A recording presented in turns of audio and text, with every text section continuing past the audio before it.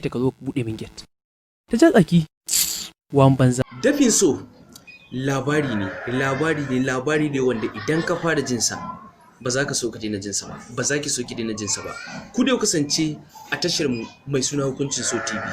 Lakin da kuma yana da matukar amfani domin a nan ne za mu gane kurakuran da muke aikata. Momi wai ka mana wannan wawan gate man din. Momi ta ce wa kenan?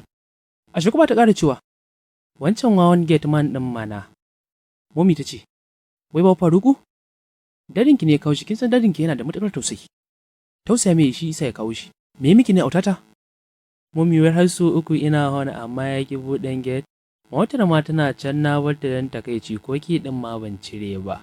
Miki watsaye Momi ta yi, ta ce, "Ota, baki da hankali ne? Baki gudun a sashi ta? Kin san fa jiya aka kawo ta. Waccan ɗayar ma aji ta kika yi a gidan biki aka sace ta." Kamar tana jira Momi ta gama maganar. Ai kuwa ta fashe da kuka tana faɗin, "Momi yau ne kike yi wa faɗa har da nuna mini yatsa? Momi tunda nake baki taɓa yi mini haka ba. A dalilin wancan wawan tsohon gate man ɗin, to bari in je inda yake. Wallahi sai ya bar gidan nan ko uban wa ya tsaya mishi tunda ba gidan." Ni Umar Ekabo, ni zan ringa gabatar muku da wannan labari a duk ranar Laraba. Ni zan karanta muku shi. Ku dai ku kasance da ni a cikin TV-mu wato Hukuncin So TV. Da zarar ta kwanta, kullum sai ta ringa mafarkin wani saurayi wanda ma bata san inda yake ba, bata san kuma ina za ta gan shi ba. Abin ya dame ta sosai, ta rasa ina za ta sa kanta. Ta damu sosai. Sannan kuma ita da burinta kawai ta gan shi. Mamci a kwance tana tunanin abin da Sabon ta yi wa baba tsoho. Abin ita ma ya dame ta, ta san ba a kyauta ba. Kwasan Mami tana zaune nan tana wannan tunanin. Sai ji Sabon tana kuka. Sai ta je bakin kofar data ta ji me yake faruwa. Me yasa ka kasa bayyana mini kanka?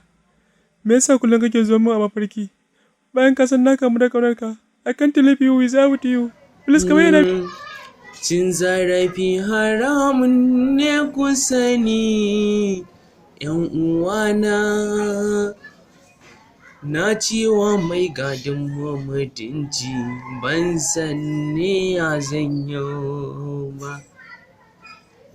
Ga Dafinso ya kama akan ɗansa ‘yan uwana. Ga Dafinso,